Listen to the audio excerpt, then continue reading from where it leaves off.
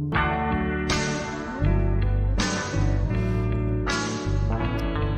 let's get right to it, Albie. We have, for the Chat, we have a revelation, breaking news. Here, this is huge. This plays into this plays into so much. Not only does this play into a caller on the Chat, a man of mystery, but my very beginnings in radio at Intercom and the culture of Boston. This is huge, huge. That happens at the end. So we want to talk about, without getting into details, there is this post on, it was like Nice People of Ipswich or whatever it is. One of these things. A place that it's always good to get to follow these town pages because people are terrible, and so that's where they go to be terrible on Facebook. So anyway, it's somebody who took a picture. They were parked in front of the Market Basket, like in the no parking area, I think, with a fire lane, whatever. And which I have done at that Market Basket. And they, it's the Rowley, Massachusetts Market Basket. They're parked there. This guy drives by them and takes a picture of them. They, being quick about it, grabbed their camera and took a picture of him, and it shows the guy creepy looking dude. Face, yeah. Making a creepy face, taking a picture of them. They then post a picture on the Ipswich, I think, page and say, hey, if you're in the Market Basket in Raleigh, look out for this guy. He was driving by us, this creep, and he took a picture of us. And the picture looks especially creepy. Mm-hmm. So did you see the entire thread? I didn't see the entire thread. I just saw the post. You just saw the post? And I saw people saying, like, you should send this to the police. You have the license plate. They posted the license plate on social media, which is wild. Well, listen to this. On its own. A few replies down, Alice, is the guy who took the picture. Yeah. Who posted them in the car and said, yeah, I took a picture of you guys because you were selfishly parked in the fire lane for like a half an hour or whatever, and I think it's BS that you were doing it. So he claimed it was handicap where they were parked. Either way, who's the worst person here?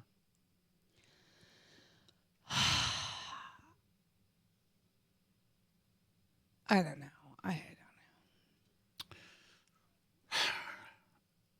The worst person in this scenario, I would say, is the creepy guy taking the picture. Because fire lane parkers are goers. Those people are on the move. They're aggressive. It is one of those things, and you do this, and I don't like it because y'all like park in the fire lane and then leave me in the passenger seat and run in, and I'm uncomfortable because when did I do that? You've done it before at like Walmart. You've pulled up into the fire lane and then run in for something. Because the carriage corral guy then bitches him. No, one time a cop pulled up and asked me to move. I had to move over. But I don't like that. Oh, that's a matter of... Every time you leave me in the fire lane, I'm you're confusing the argument. That I'm going to be in trouble. You're confusing it. I think the only reason I did that is because we were going to eat breakfast down the street at Master McGrath's, and I needed my hot sauce, which is in Market Basket, and which is in Walmart. You won't know where to get it. You'll be a half-assed packier in the hot sauce aisle. You'll get the wrong one and not give a bleep and say you didn't have it, whatever, because you have no honor. You'll stick it to me, so that's why I have to do that. And I don't have time to fuss for parking. But if everybody did that, then we couldn't have a civilization. There's not enough room in the fire lane. There's not enough room in the fire lane for everybody to park in the fire lane. So this guy decided to be God and decided, no, the lesson has to be here, because if you are allowed to park there in the Rowley Market Basket, then everybody will. No, that's not how it works. First of all, there's only a few select people, only the elites, like me, will park in a fire lane because we know what we're doing. We're in and out. We're strategic about it. And that's why the fire lane. That's why this guy was off, because the fire lane is for the A+ students to be parking. Always, these are the people who are most efficient. They're doing it for a reason. Like F off. If it was a handicap parking space that the guy took a picture of somebody in, still way too Karen a move to do. Like, just stop. Just mind your own effing business. Well, I know people who, like, I was talking to Michael Graham today, who parks in the handicap spaces. In his feeling is, F you, there are 11 handicap spaces and approximately 0 handicap people ever in them. And people do decide to play God. I will tell you a quick story, which is that we once had, and I tend to like the police generally speaking, Mm-hmm. but there are some, and it especially seems to be an affliction that that state troopers have occasionally. Yep. Occasionally you get a state trooper who is just a massive dick. Correct. And there was a time, and you know how you can have the handicap like thing that you hang on your car mirror? The placard, yes, of course. Yeah. But like you don't have a license plate, but you have like the Yes. thing that you hang in your car. And we were going with my grandfather, who has one of those, to a restaurant. And because we needed the bigger car, because we were going with a bunch of us, we moved it to the other car. But technically that thing is tied to that car. Mm-hmm. Like, you're not supposed to switch cars with it. But we had my grandfather with us, who was in a literal wheelchair. Yes. The guy was 90. Okay. And we brought his thing into our car, and we parked in the handicap space to wheel him into the restaurant, to wheelchair transfer him from the seat into the wheelchair. And this freaking state trooper, who I assume was like off duty, but decided to like be the law in that Chinese food restaurant parking lot that day, decided that we were getting away with something. Even though my grandfather's picture is on the placard, he's in a wheelchair. We're wheeling him into the restaurant, and he like friggin' made my mom move the car because it was on a different car. That's a tough one. Than the one that it goes with. Here? What do you need? Because she's stuck with wires. Ugh. so I mean that, because does that not like break She's the still stuck with the wires. spirit of the thing though? Well, yeah, but here's the problem. While I'm saying this, you can do the thing. There's so many guilty parties in this expanding conversation already, because you're also guilty. You and your family talk about a stolen valor, using his placard to. Well, for him. So hold on, you're not on mic, young lady. I'll make the entire case and render the verdict without you. Okay. Go ahead, Pepper. Go ahead. Well, okay. First of all, the cop is a dick, absolutely, for having a problem, for doing any off-duty thing. You're a dick. That said, you guys can walk another 20 feet. You're wheeling him, right? Well, yeah, but he's the one with the handicap I understand placard. you're He eligible. just happened to be in a different vehicle than normal. Park in a different We're wheeling space. him anyway. We're wheeling him when he's in his normal vehicle. Well, that's fine, but wheel him from 20 feet further. No, it would This be was more you than 20 big feet further timing, because the showing parking that lot's full. you guys had a first-class ticket. That is not and true. We get preferred parking. That's what That's this not was. true, mister. Make the 90-year-old veteran be wheeled from the fucking next block over because the parking lot's it's 20 feet full. away, Alice. It is not. Yes, it is. It is not. You just wanted to. This is That's not this is true. yacht bunny. No, that's not true. behavior. My friggin' 90-year-old veteran grandfather who's in a wheelchair had a handicap placard. Add on Medal of Honor winner too, Alice, to make it even more of a. The case you're building here, veteran. I met him. He's a great guy, and he is a veteran. He had a handicap placard. Like a literal handicap placard. Just park. Yep. The rest of you just park somewhere else. We were all in one vehicle. You just love that. Oh man, it is. This is an Alice Shattuck. Do you know who I am? Scenario here, where I get special parking. My grandfather fought in the Navy, and so I get special parking. This is stolen valor by you. Well, when I'm pushing him, I do. Oh God, the self-importance, flag waving, navel gazing, shallow chicken. Oh, you people. So friggin' shallow. Do you know how many friggin' dialysis appointments I took the guy to and did wheelchair transfers and all buddy, this stuff? Little HIPAA respect here, okay? Leave him alone. I don't think HIPAA applies after Yes, you're it does. dead. Leave him alone. He fought for you, which he probably regrets, by the way, that they won now. That you came out like this. Great guy, by the way, Wayne Nolan. One hell of a guy. I would have suggested anybody meet him if you had a chance. I wish I'd known him longer. All right, so you're wrong about that. But Tommy in New Hampshire says you're 3 years from a placard. I will happily use a placard. Oh, by the way, at the Walmart, you better keep it in the right car. At Walmart, I bet you I could get a placard now. I'm sure you could. Absolutely. My friend that I went to high school with, who has fibromyalgia, I have that too. has a friggin' placard. I have that too. About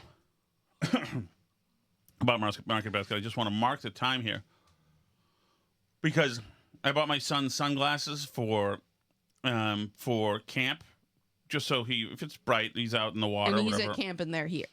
No. Those ones? No, they are here, aren't they? Yeah.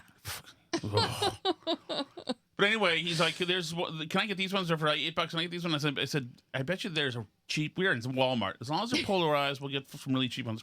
We find a section where they're $5. We rang it up at $13. So they were put in the wrong area, obviously.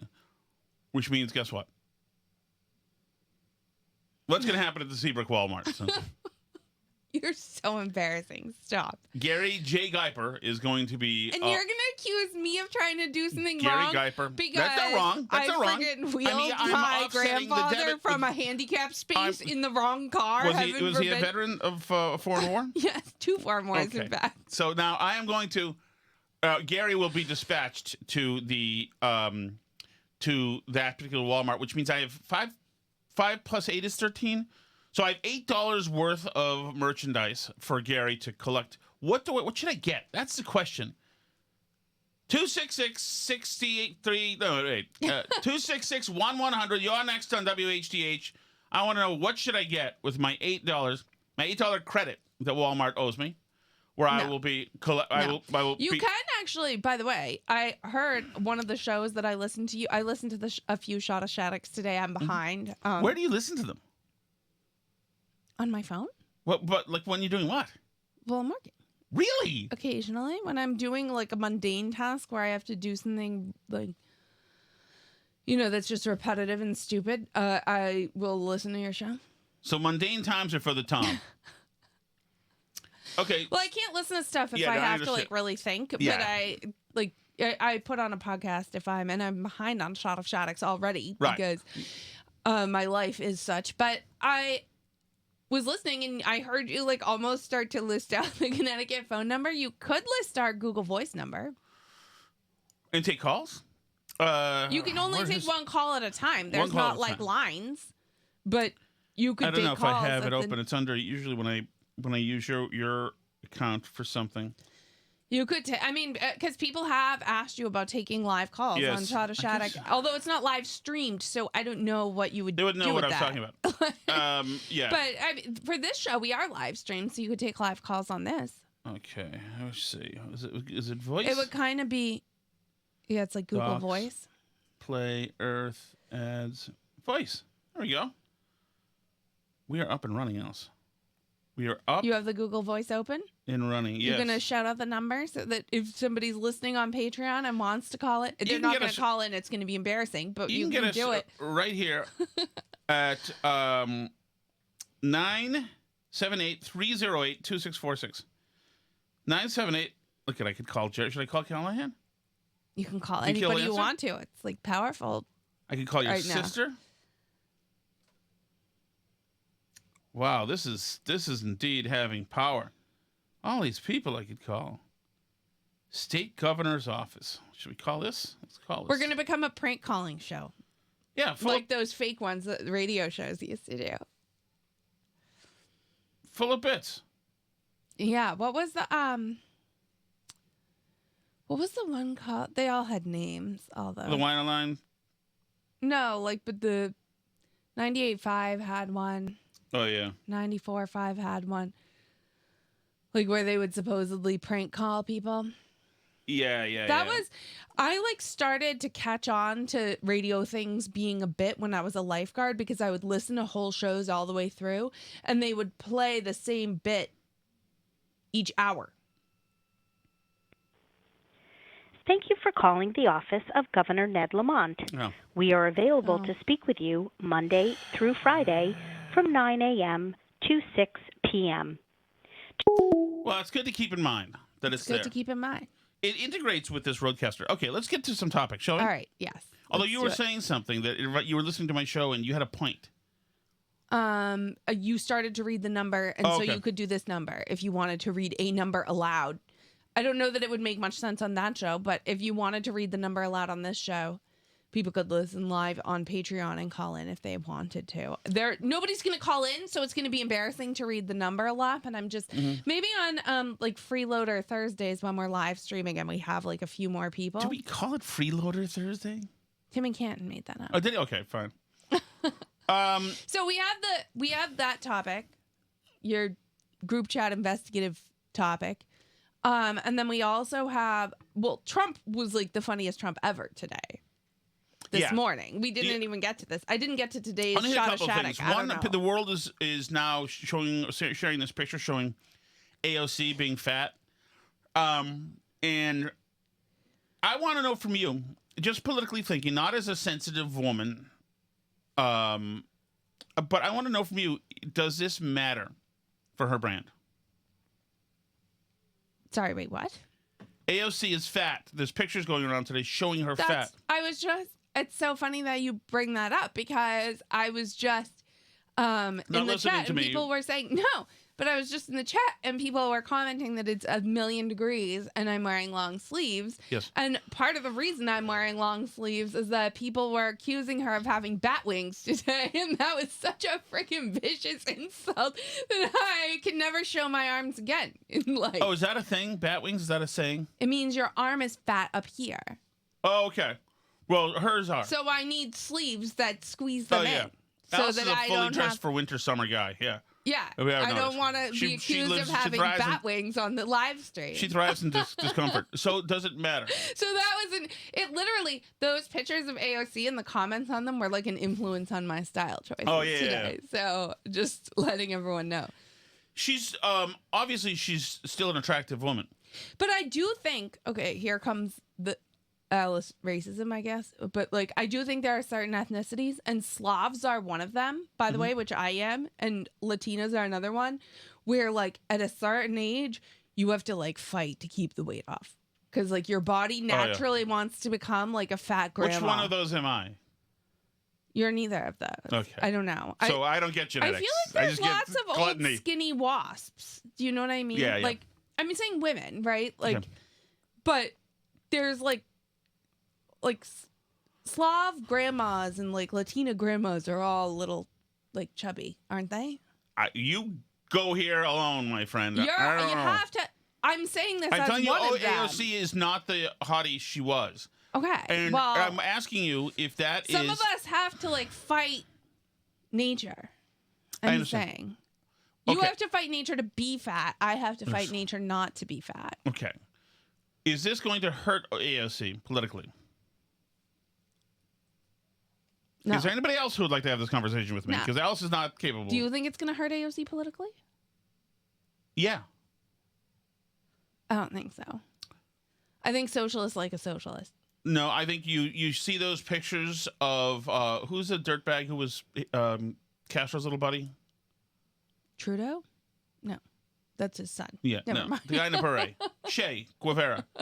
Okay. Yeah. The thing about the whole Che thing is the image is he's a young communist, good-looking, dashing kind of guy, and I think her brand it was big time in the fact that she was a uniquely beautiful, youthful, engaging person, and that all else is forgiven in many ways. When she says, and it works in the real world, when the most gorgeous woman in the room says stupid things, it's much different than when Whoopi Goldberg says stupid things.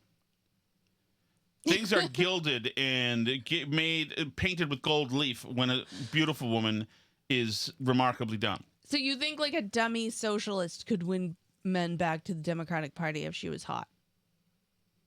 Yeah. Some AOC?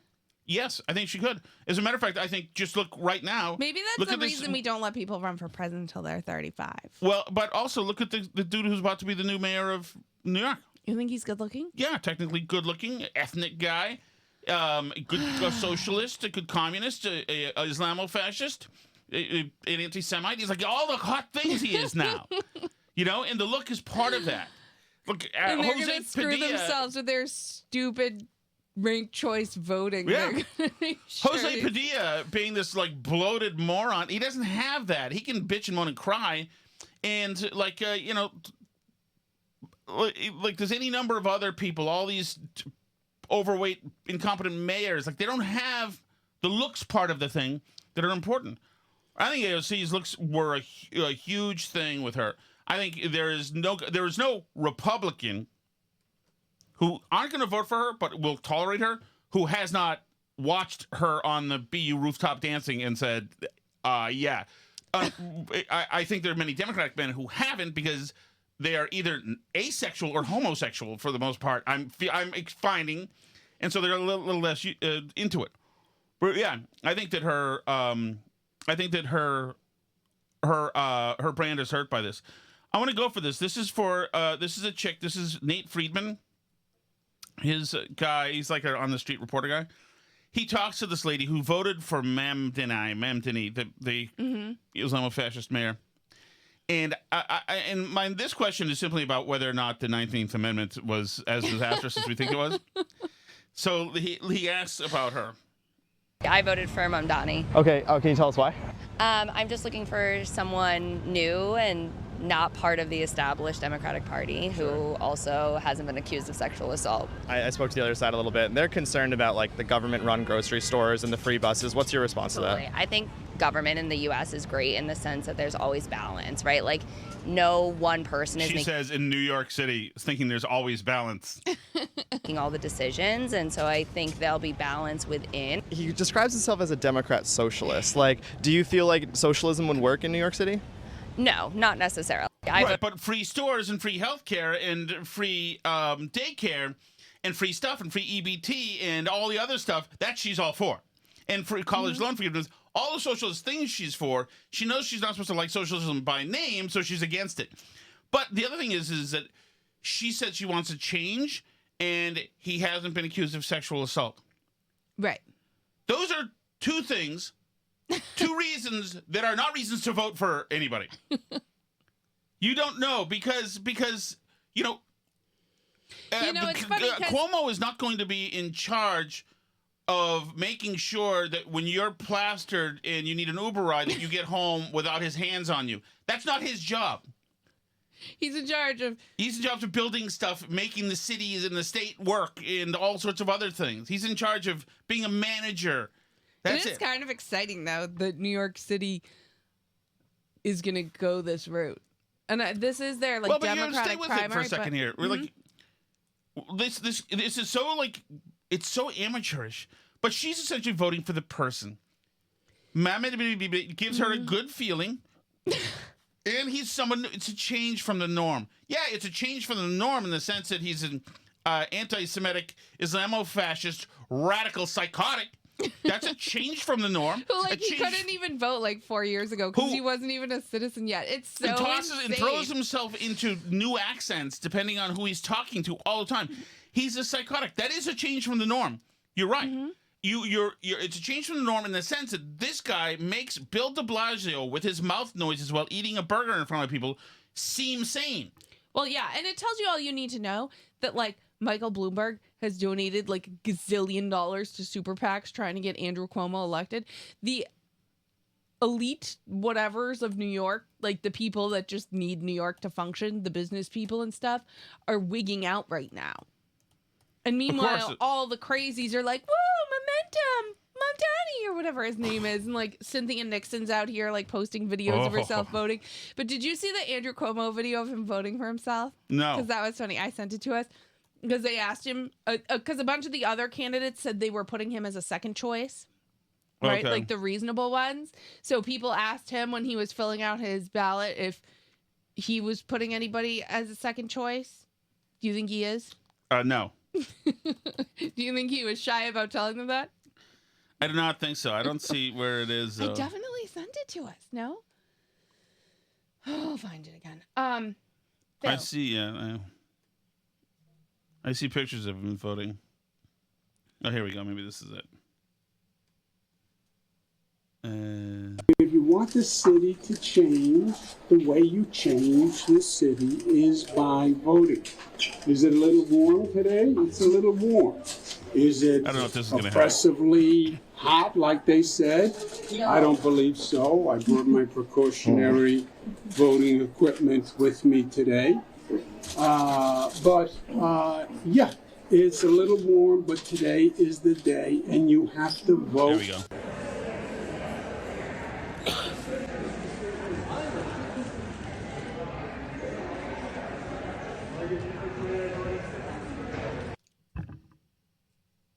No, I don't know. Okay, so apparently he says he did he.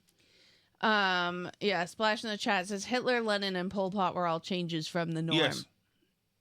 So there you go. Yes. And Trish wants to know if this is going to send Carrie Byrne back to Massachusetts. Love KJB. I love KJB. I don't think it will because he did it under De Blasio. He's thriving. That city's going to become so nuts, though. Yeah. So, okay, we'll get to a little bit of Trump here. There's Trump here today yelling at CNN. That place is demolished. The B-2 pilots did their job. They did it better than anybody could even imagine. They hit late in the evening. It was dark with no moon, and they hit that target with every one of those things, and that place is gone. But when I see CNN all night long, they're trying to say, well, maybe it wasn't really as demolished as we thought. It was demolished. You take a look at the pinpricks, and you see that place is gone. And I will say, I think CNN ought to apologize to the pilots of the B-2s. I think that MSDNC ought to apologize. I think these guys really, these networks and these cable networks are real losers. You really are. You're real losers. You're gutless losers. I say that to CNN because I watch it. I have no choice. I got to watch that garbage. It's all garbage. It's all fake news. By the way, and he must know this, but CNN is carrying this live. he's like rubbing their face in the trash, and they just got to take it. Mm-hmm. These are the same. And remember, these people, these reporters, they so have it coming because they. The funny thing is that when he says that to them and to the reporters, it actually does hurt their feelings. And they say it, but the way they Jim Acosta writes a friggin' book about it. Yeah, the way they really say it is they say it's the First Amendment. We're standing up for you. It's freedom of the press. It's like no. He just personally hurt your feelings. You're still free. It's just your feelings are hurt now. You're sad now. I understand because the man. By the way, speaking of the free press, did you see the Jake Tapper, Chuck Todd thing? I saw the clip was out there. I didn't see it. Oh my gosh, they're so pathetic. They're so pathetic.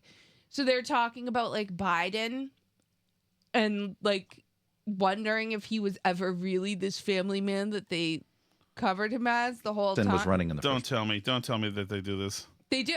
Ugh. They're like, so is this all for a me, the lie? original sin was running in the first place. Oh, well, yes, I've heard you talk about this because his family was in crisis. Right, because his daughter and his son were addicted to drugs. I followed that Hunter Biden trial soup to nuts. I read every single transcript. I read all of the testimony. I cannot believe to this day, Jake, that Hunter Biden, that Joe Biden did this to his kids. So somebody close to the family can't. These guys should be in jail. This whole clip is amazing. Believe that he did it. Somebody close to the family told us, and this is in the book. Obviously, this is astounding because had anybody said those words that he was saying, and some people were saying that on the right, they both would have slammed them. Oh, of course. It would have been the A block of Trump. How dare you? His son, his child, the children of a sitting president. Book that everybody knows, some of the family aphorisms like, my word is a Biden or, et cetera, et cetera. A lesser known Biden family saying is. By the way, why when Biden says some idiotic false Tourette's thing, does it get to be classified? My word is a Biden. Why does it get to be classified as an aphorism? That should be the name of the Jake Tapper book. Yeah, should not be original sin. It should be my word is a Biden. Why should it be categorized as an aphorism? Everybody knows this well-known Biden aphorism. Trump lies. Biden has aphorisms. That turned out to not be true. Right. A lesser known Biden family saying is don't call a fat person fat. And by that they mean it's not about politeness. It's about hiding truths, not acknowledging truths. And Biden called a fat guy fat. Listen, fat. This person close to the family suggested that there are lots of truths that the family did not want to face up to. One, Bo is dying. Mm-hmm. 2, Hunter is addicted to drugs. 3, Joe Biden cares about his family more than he cares about anything else. Mm-hmm. And are they saying these are things that they don't want to admit are right there in front of them? That Joe Biden cares about family? He has it backwards. He's saying it wrong. But what he means is that that's not true, that Joe Biden cares about his family. And that's what he's supposed to say. Those 3 are not true. This person close to the family said. And that's when you talked about his running in 2020, I think that comes to bear because obviously he was putting his ambition, and if you want to be charitable, this person close to the family is who? Hunter? Of course it is. Hopes to save the country from Trumpism or whatever. Right. Obviously he was putting that above what was going on with his family and his 2 children. Did he run to save America from Trumpism? If you want to be charitable. That is not why he ran. He ran because this squeaky little pseudo-intellectual next to him pushed him into running. And because it was a meal ticket for his brother and his son and everybody else around him, none of whom has a career unless he's in power. Exactly. And their struggles. Look, I mean, you and I covered, for most of our professional lives, the story of Joe Biden was this guy cared about his family so much he commuted home every night from Washington. It was a story. Now, by the way, what else you could say is this man was so ambitious that after his family went through that tragedy, he commuted every day to work. Right. Like it's the same story. He had his narrative. Had his sister help raise his boys. I sit here, I look at this and I think, were we sold a 40-year bill of goods? Isn't that the most amazing? Freaking imagine. Oh, America's like firefighter defenders of the First Amendment. My goodness. Can you imagine? And he has a stutter. But a 40-year bill of goods, you weren't even sold it. It had been exposed for you. This thing. It had been exposed for you.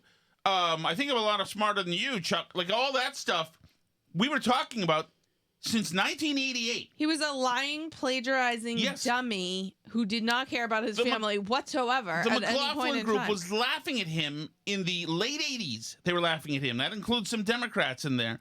It was part of, he made the AM radio drop would not have been employed as it was if Joe Biden didn't exist in politics. He was the #1 gaffe machine in politics, nationally, locally, probably Tom Menino was. But this guy has been a boob buffoon, jerk, condescending, blowhard, jackass, donkey forever. That's his thing. So they're just coming to it and saying, where we sold a bill of goods. Where the fuck do you do it? A whole bunch of people were not. It's amazing. Amazing. But it's like them doing the cheap fake stuff for the whole Biden presidency. Cheap fakes, can't believe you guys are manipulating videos like this, all this stuff. And then turning around and being like, nobody knew that Biden was wait. Sources around him say... Everyone saw the videos. Are you nuts? Sources around him say he used to lose his train of thoughts in real life. It wasn't just a stutter. It turns out Hunter Biden is an addict who was putting all kinds of stuff on a laptop that he, while high, left somewhere and forgot about. And there's another thing. Discover the story. There's another thing. There's still time. I think, isn't there still time then to, now that we're the media has now discovered Joe Biden? isn't there still time now to maybe go look at the laptop, try to find out who the seemingly underage naked girl is in his bed? No. Or the voices of these Russian chicks, or the emails about having like the big guy or whatever. Like nothing. Anybody? Nothing. Nobody feels like there's any. No, that was debunked. Let's just. Okay. It's amazing. Like they have dismissed, walked past all the Hunter stuff, but embraced totally all of the Mueller report stuff, even though there's nothing in there. But all the stuff they wanted there to be. Stuff. Yeah. That must have been a tough thing to have, like, an SNL when they thought they had I don't know. Trump. What was the tip-off that you were sold a 40-year bill of goods that Joe Biden wasn't this pristine family man? Was it when they tried to pretend that Hunter Biden didn't father their grandchild and get him out of paying any child support or paternity, anything for her, and tried to get him out of doing a paternity test? At the same time, and then after they found out it was his child, still like disowned her and refused to meet with her and anything else? Was that a hint that maybe he didn't value family and the bond between, blood and his word as a Biden that much? Right. Actually, could that have been at the same time having a thoughtful lengthy pieces written about how good a family man the Biden was, and he and Jill, and how they had stockings for all the grandchildren. Yeah. All 4. With a straight face. Not 5. No, not the other, not that one. Not the little bastard kid. That kid doesn't get one. But even they also had stockings for the dogs. The 3 dogs they went through in 3 years. Like, there is something especially bad about being a terrible dog owner. Well, because dogs are like even more influenced by like you as a puppy parent than like kids are. You know what I mean? Mm-hmm. Like dogs, like there's so much on you. Like if you have a terrible dog that bites people all the time, it's probably you. Of course it is. It's a power and vacuum. everybody knows that, like, when they're calling in to tell you that we can't euthanize pit bulls. But they somehow, like, can't seem to come up with that fun fact when, like, Biden has 3 dogs that can't behave. 3 dogs that can't behave, and 2 of which I believe are now deceased. One is just gone. And the press was happy to celebrate the dogs with all sorts of packages about the Bidens and their dogs. They're promoting Delaware Humane Society's new adoption program. And the press can't, because they know that the good people are back in the White House. And they're good people, you know why? Because they at least they have dogs. They're adopting dogs. Did Trump have dogs? No. And that's why you get moments like this. He's that like, I'm tell not. you, Love your dogs. Live here. Yeah, thanks. love your dog. Wait, are you on the clock right now, Mr. Reporter? Yeah, you're on the clock. Wait, were we sold a bill of goods? But he had dogs. We love your dogs. God, dude, once again, I'll just tell you that my editor would have fired me immediately. By the time, of course, I left the Herald, you actually had Herald female reporters getting selfies with Elizabeth Warren's dog. So that's that storyline. All right, what else we got, homie? Wait, where are we? You didn't. Oh, we gotta go. Oh no, okay, we gotta do chat. We got a lot of messages. Go ahead. Well, we didn't even. In this whole thing, we were playing Trump dissing CNN, but we didn't even get to his line of the day about the ceasefire, which is like perfect. Yeah, no president's ever said this. Yeah, I think that's right. I think that's right. I don't think any president has ever talked like that. Says that Iran violated the peace agreement and the ceasefire agreement. Do you believe that Iran is still committed to peace? Yeah, I do. They violated it, but Israel violated it too. Are you questioning if Israel is committed? Israel, as soon as we made the deal, they came out and they dropped a load of bombs, the likes of which I'd never seen before. The biggest load that we've seen. I'm not happy with Israel. You know, when I say, okay, now you have 12 hours, you don't go out in the first hour and just drop everything you have on them. So I'm not happy with them. I'm not happy with Iran either. But I'm really unhappy if Israel's going out this morning because of one rocket that didn't land, that was shot, perhaps by mistake, that didn't land. I'm not happy about that. You know what? We basically have two countries that have been fighting so long and so hard that they don't know what the fuck they're doing. Do you understand that? And he walks away.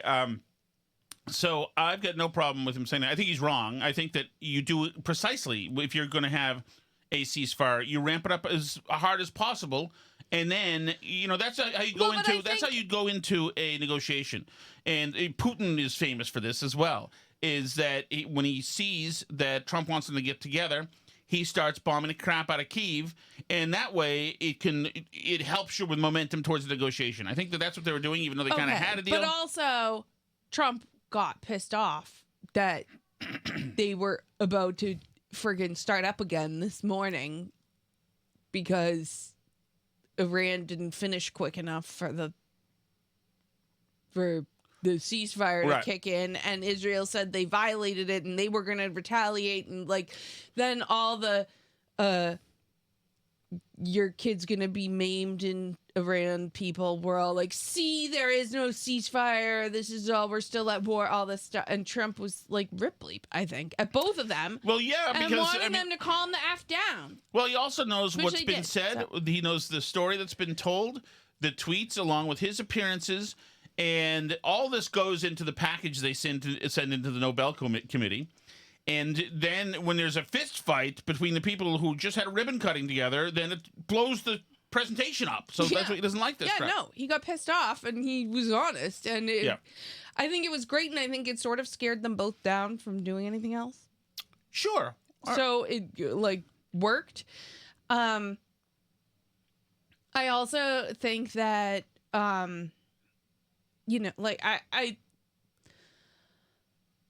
I think it's better for everybody if they are in a ceasefire. Although there's reporting this evening that we didn't get one of the reactors or whatever there is. I mean, who knows? Who knows about the reporting? That's so bad. You can't tell. The New York Times, do they know for sure?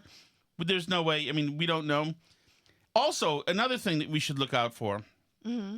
This is Juliette Kayyem. She is supposedly, she's a Massachusetts woman. She's a psychotic. She's supposedly a terrorism expert, domestic defense expert. She's like a hawk Democrat or whatever, sort of. Right. She works for Harvard, I think.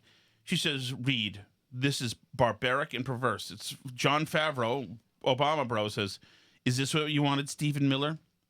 A mother of 5 who was pregnant, who just found out she and her American citizen fiancé were having a boy, lost her baby after federal agents in detention center repeatedly denied her pleas for prenatal care. Lived and worked in Tennessee for years, detained by ICE, forced to sleep on the prison cell floor, served food with cockroaches. Wow. She said she was starving and having stomach pains. Guards told her it was normal, begged to be deported so at least she could get prenatal care in Guatemala. ICE refused. She delivered her stillborn baby in front of 2 guards who shackled her feet. Then, for 2 days, she wasn't allowed to call her fiancé or talk to anyone. She cried alone, was deported to Guatemala shortly after. So she was in an ICE facility, Alice, forced to sleep on the prison cell floor, served food with roaches. She was starving. Guards told her to shut up. It's normal. They had her feet shackled when she would deliver the stillborn baby. Okay. Now, this reporting was by Stephen Voger. This is reported in the. This is not. This is in the Nashville Banner paper by a reporter named Araceli Crescencio. Okay. Do you think the story was produced in partnership with Nashville Noticiases? Okay. Do you think maybe we check this out before we go and take the word of Nashville Noticiases?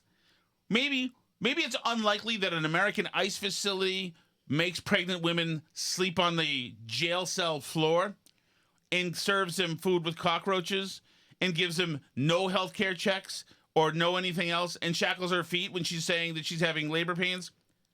Is that likely? But no, Favreau picks her up, says, you see, this is what you voted for? And then Julie Kayyem, who's an expert in this, says, you see, read this. This is devastating. Let me tell you what happened here. Not fucking this. This did not happen. It's absolutely these people are such freaking gross. Oh, God. Prostitutes. Ugh. Sure, she may have died. The baby may have died while she was in ICE custody. Maybe. But I would quibble with the fine points here. Pathetic. Okay, ready? I'm ready.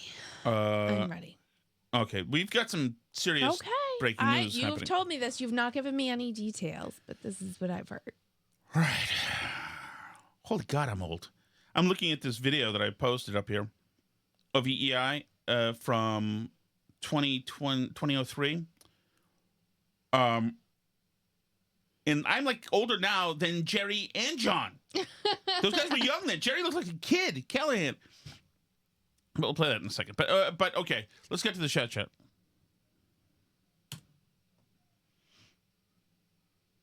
I mean, that seems likely because that was like 20 plus years ago. Yeah. Jerry's not more than 20 years older than you. No. So, like, obviously. They look so, but yeah, Jerry was just he was a kid, kind of. All right.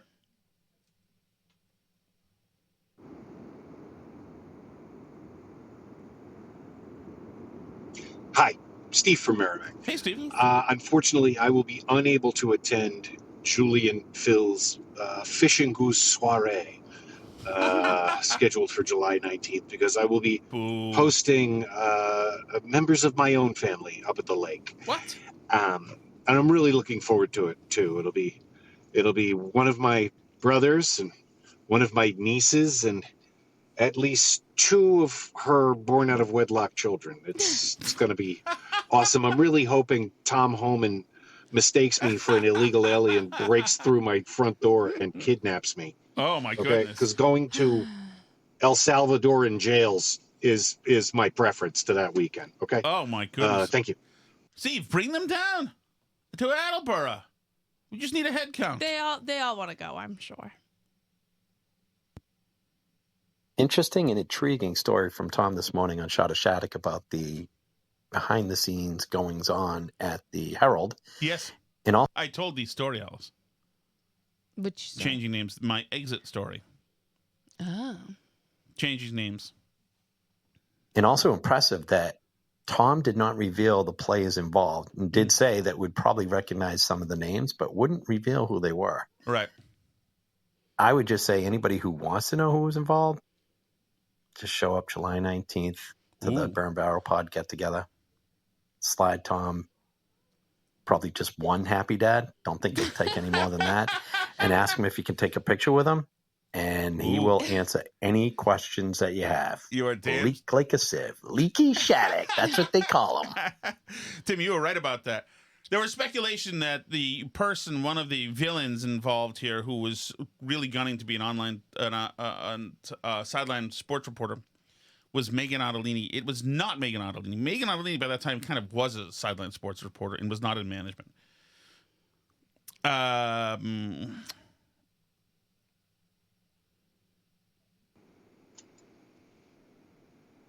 Hi, Steve from Merrimack. Hey, Steve. Was that really the shot of Shattuck today, or was that something else? About 30 minutes into it, I'm saying to myself, I'm like, is this the anti-Stephen Covey program? What? The 7 Habits of Highly Ineffective People? Because we were talking about all these rotten managers and management styles and assholes and pussies and all sorts of stuff. But I figured it out by the end. You wrapped it up brightly with Thank you, Steve. Talking about, they're small men and Trump is not. So I'm hip. But the other thing I wanted to say was thank you for playing the sound cuts of the American troops hooting and hollering when we were shooting down the Iranian missiles in front of them.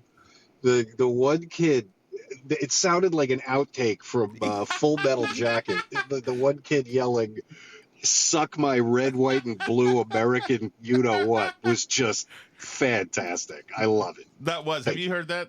No. It's great. It's great. It's the guys at the Qatar base watching the anti-missile, like Patriot missiles, go up to knock out the Iranian missiles coming in, and they were enthused. Needless to say, you can listen. That'll be on Shattuck Show if you want to listen to that audio. I'll catch up. So the theme of today's show. Sometimes I work on, and I've worked on a theme, and then the theme I realize that I'm 3,845 miles away from the theme. The theme was essentially men who act like big men but are really small men. And like my boss at that paper obviously was like a touch of pipsqueak little bitch. But I used some other. Well, it's all in the show. Okay. Shattuck. Anywhere podcasts are sold. That's right. That's right. Okay, I have many Hold on. questions about this story unraveling about the near fight at the Hub Pub. Yeah. Mostly because I think Tom made a slip of the tongue, so to speak, and said Tall Mike was with him. Hopefully Mike will be there on the 19th so we get the real story. He's supposed to be. And that Paul was there.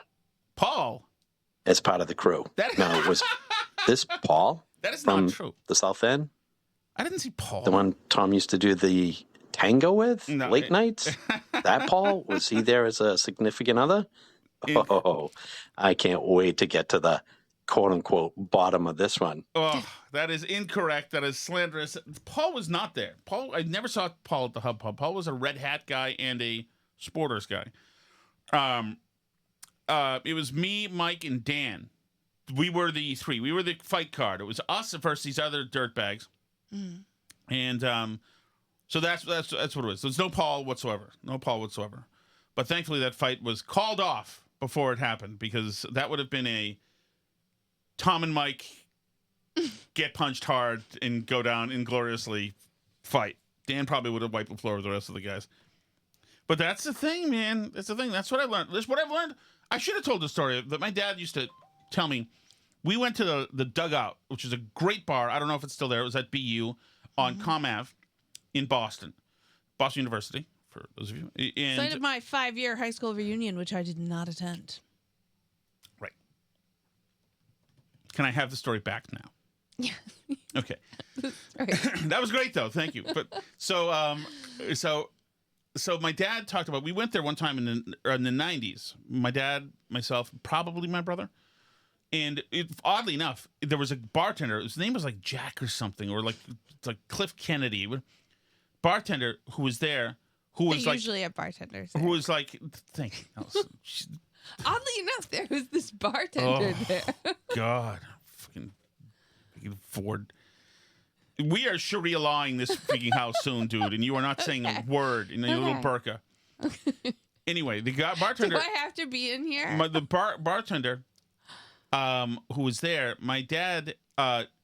He was a bartender who was there when my dad went to school there. So this is from like 1960. This guy, his name I think it was Jack. If you guys know and you were BU people or knew the bar from the 90s, maybe you know Jack. He worked there for 50 years. Anyway, but my dad talked about a time when there was a brawl. He was part of a fraternity, and a bunch of the fraternities started brawling in there. With I assume some out of town. Who knows what it was? But like everybody was fighting, and my dad talked about watching it from the safety of under the table. Like he just like, and I think he was telling me this because he saw in me the same qualities. Yes, he saw that I was an under the table kind of guy. That when a bleep hits the fan, yeah, I am Oppum in Saving Private Ryan. Shaddocks found the lifeboats on the Titanic. Correct. We dressed as women, took slots, and got onto the lifeboats. Gotcha. Hi, Steve from Merrimack. Hey, Steve. Has Donald Trump ever heard of World War I? The truce that was signed started at the 11th hour of the 11th day of the 11th month. And there's sound online. I don't think there's pictures, but you can listen. I don't know. And again, I don't know which front it is. I just know I've heard it a bunch of times. It had to be like the Western Front. But there is fighting and shelling and all sorts of stuff going on up until the exact moment the armistice kicks in. So what he's upset about with the Israel-Iran thing escapes me. Thank you. It was a load like you've never seen, Steve. Jeez, what? That's what Trump said. I'm just quoting the president of the United States. Steve actually sent this to the group of the bros, of the fellas. A load like it's never been seen before. Is that what he said? Yeah, you played it on this show. Okay, let me find this and play it. Send it to us. This is very good. Hold on. Hold on. Ready? I'm ready. Phil. Phil with what? Say words, Alice. I already did my load comments. Like, I don't know what else you want me to say. I filled. I'm done. So here's I the, tap and then out we've got to of get to, then we've got to get to the controversy. Okay. Here is the. Here's that. This is what. Flash in the chest. Tom asking a room full of 11 people if any of us just happened to frequent bars around BU in the early 90s. Yeah. Anybody? So here's is when the guns Tim fell. McCann says he did. So there you There go. we go. You When win the guns one. fell silent. This is the November 11th, 11 a.m. I guess. Yeah.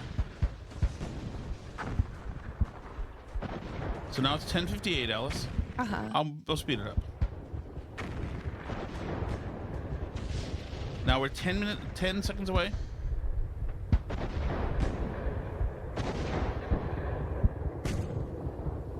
And here's 11 o'clock right now.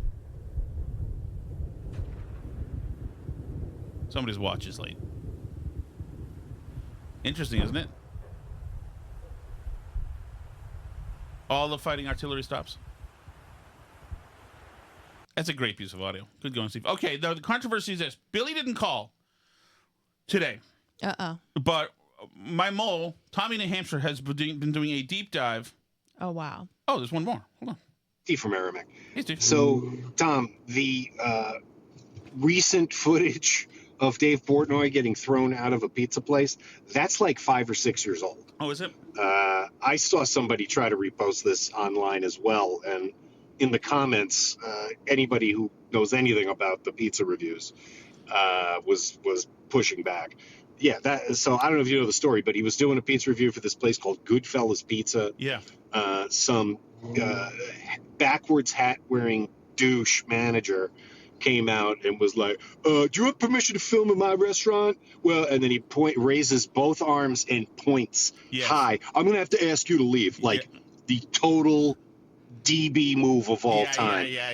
I guarantee you he's also one of these people who, when addressing a group, says, people, which I cannot fucking stand. Yeah. Thank you. But anyway, that has nothing to do with Portnoy being Jewish.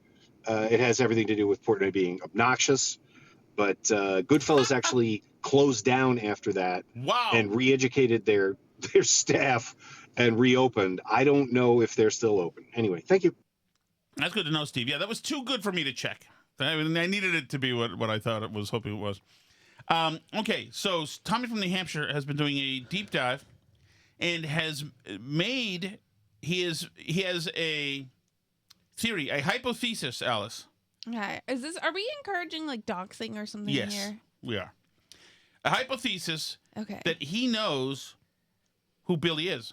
Okay. This is Billy. Hey, Billy from Manchester. So I binge listened to a few of the shows.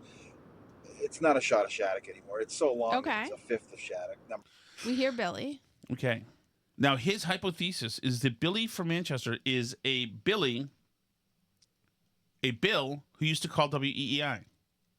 Okay. Now, Bill actually was featured in a Red Sox movie in 2003 that I saw in the theater because I got free tickets because I worked at Entercom then. Or it came out in 2004. Entercom then.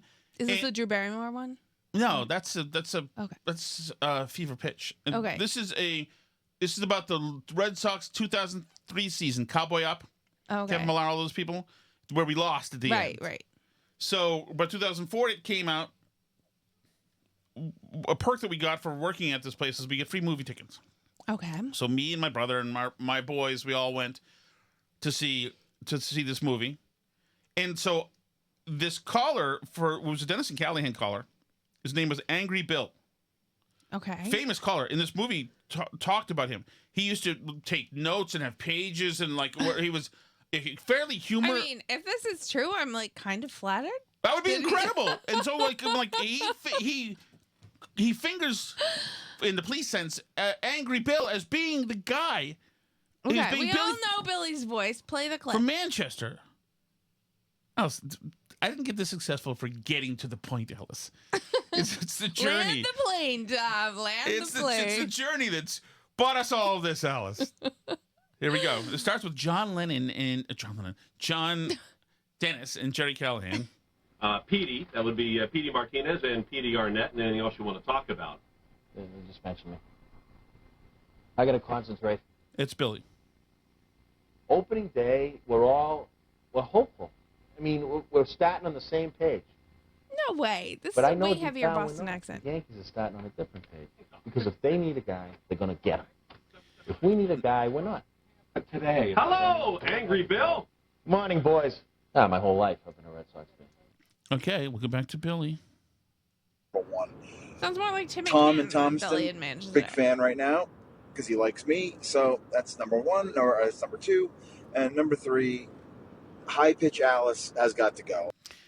So my only concern is that, it is a different voice. And also, Angry Bill from 2003, was probably about 50 years old, which would make him now in his 70s. Billy sounds younger than that. So you're doubting Tommy's entire reputation is on this.